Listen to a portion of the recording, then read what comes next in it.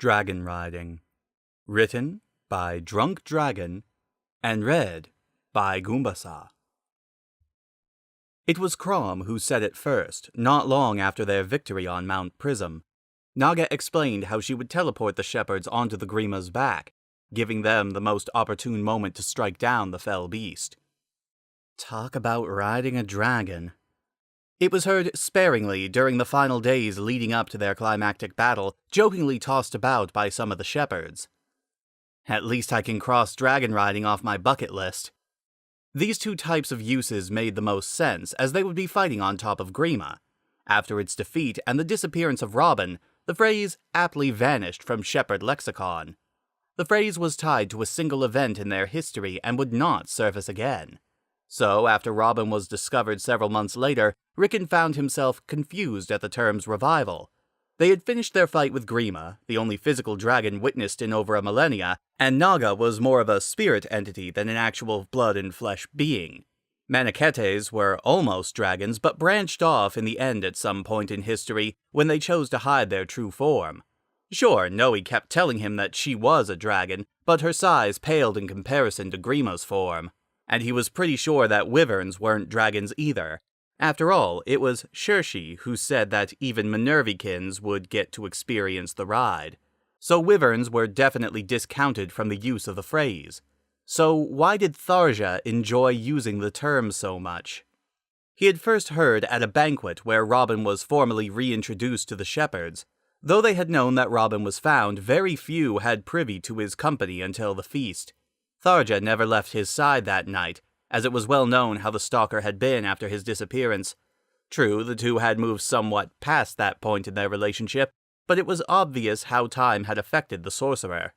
During the end of the festivities, the shepherds were beginning to retire for the night. It was at this point that Tharja stood up and began to leave, leading a somewhat confused Robin in her hand. She had never done this to Robin before, nor had any woman had the opportunity to do so, as Robin had chosen to remain celibate during the wars. But Tharja did that night, ignoring the smirks and murmurs. "And where are you taking my friend on this night, Tharja?" Crom asked, somewhat entertained but also questioning the sight in front of him. She looked over her shoulder, staring at the prince dead in the eye for a quick moment, before speaking with no hesitation in her low voice. "Dragon riding." She resumed pulling the helpless tactician along. This drew a bewildered look from Robin. The man tried to ask her what exactly was going on, but Ricken could hear no more as they rounded the corner in the Elysian royal castle. Thus, festivities ended for the night. He then started to hear it more and more often. As he was the heir of a royal house, he often had business to attend to in the castle, often meeting with Robin and Crom and his wife. However, every now and then Tharja would come and join them in the meetings, particularly when it came to diplomatic affairs with Plagia. And though she didn't do it all the time, she would throw about the term dragon riding into just about any sentence where the conjugation made sense. "I'm dragon riding today," she said one day during a quick lunch break when it was just the three of them. Robin almost choked on his food. "Dragon riding? Seems like a bad idea today, but," she said to herself one morning, looking out the window. She never gave any contextual clues. At most, Ricken was only able to make out any sort of direction when her faint whispers woke him in the library late at night.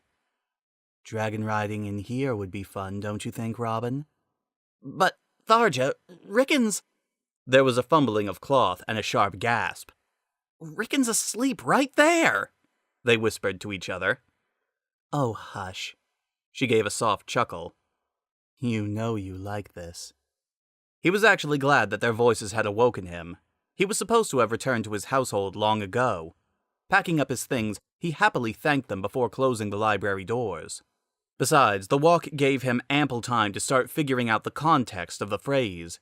From what it sounded like, it was most definitely an action, and it was most likely done with two people, or more, or maybe just one. And it could be done in a variety of places. It wasn't really helping him. That night he tossed and turned, trying to figure out exactly what those words meant. But thankfully, he would not be required at the castle the next day. He found it a little odd, but he welcomed it nonetheless. He still had some responsibilities to take care of as the heir to his household, but it would finally give him time in the early evening to take the question to the closest source he could possibly find on the continent. He found Noe in one of the outer courtyards not too long after dinner.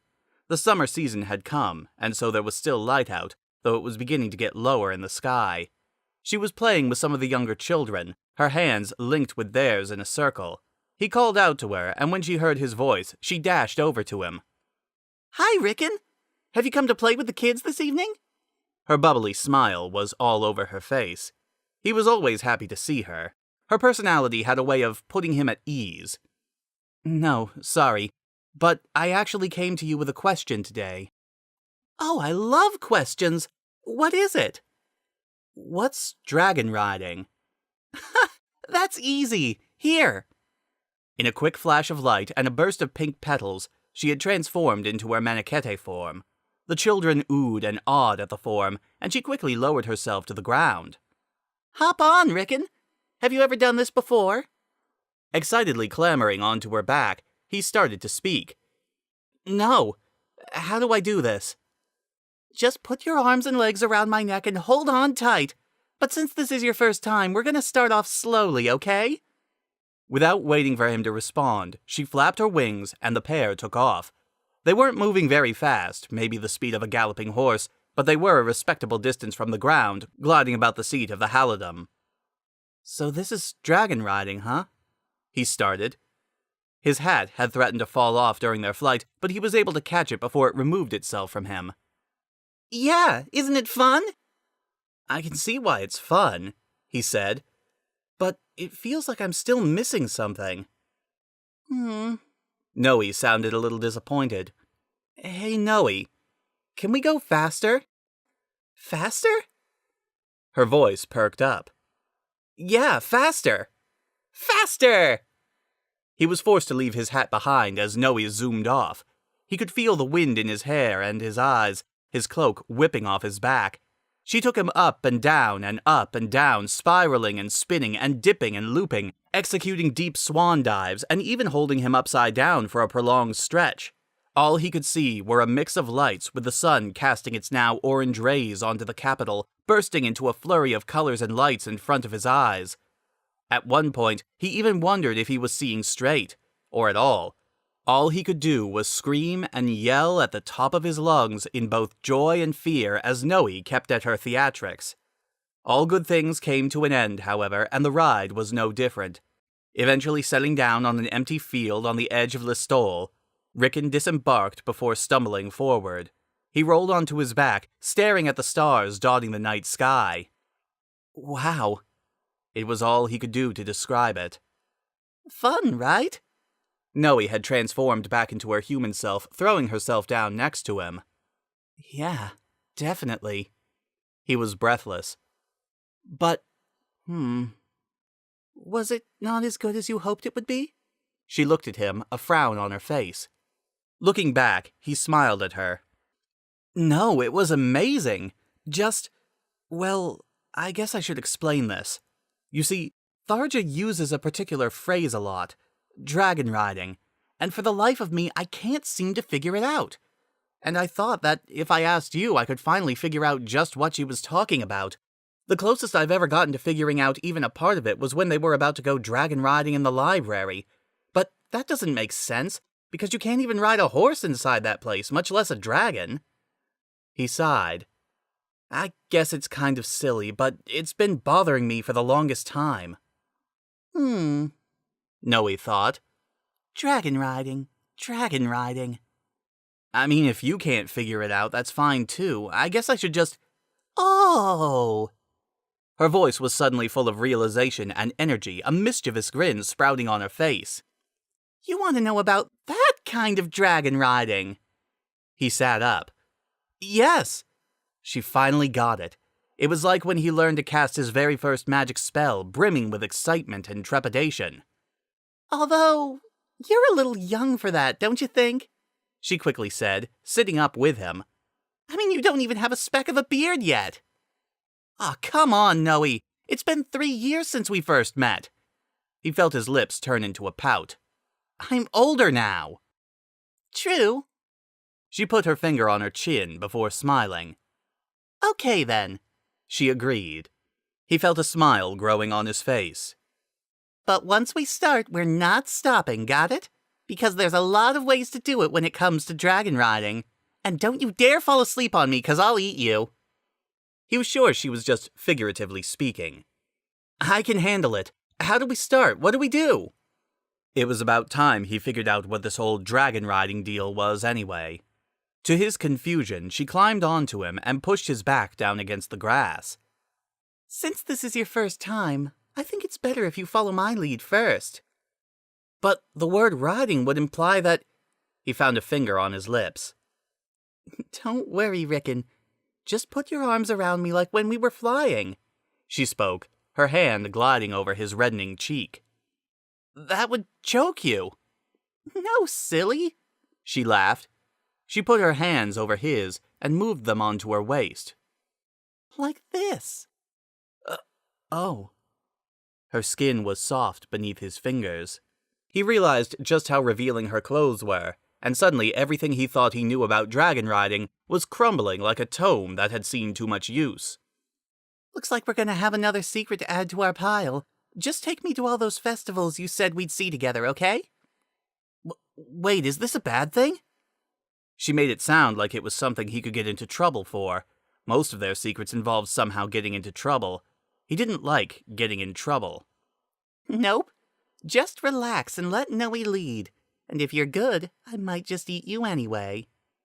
His heart raced as her hands started to trail over his shirt, and their lips met. Ricken was late to the royal castle the next day, and he would have been later had Noe not brought him back from the field.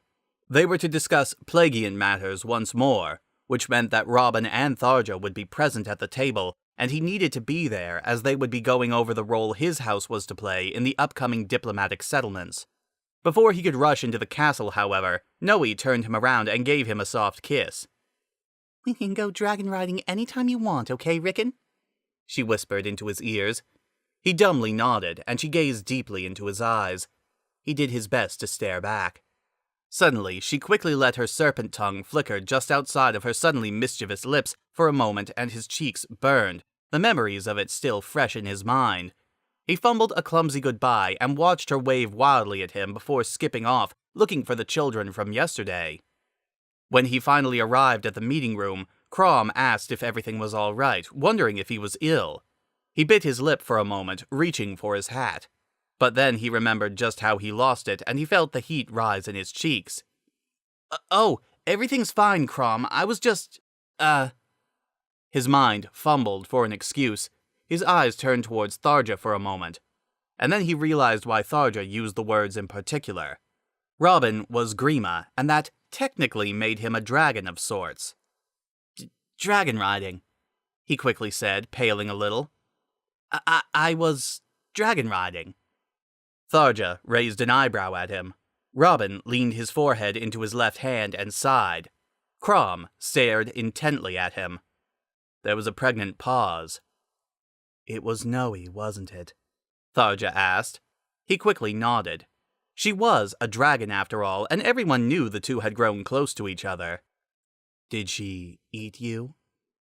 The tactician's cheeks flushed red in embarrassment, his head turning to face her with wide eyes, and his hands dropping onto the table. Tharja! His voice was almost pleading. His mind went back to the field that he and Noe were on. She did use her mouth on his... and she even... And that long, thin, serpentine tongue, how she had...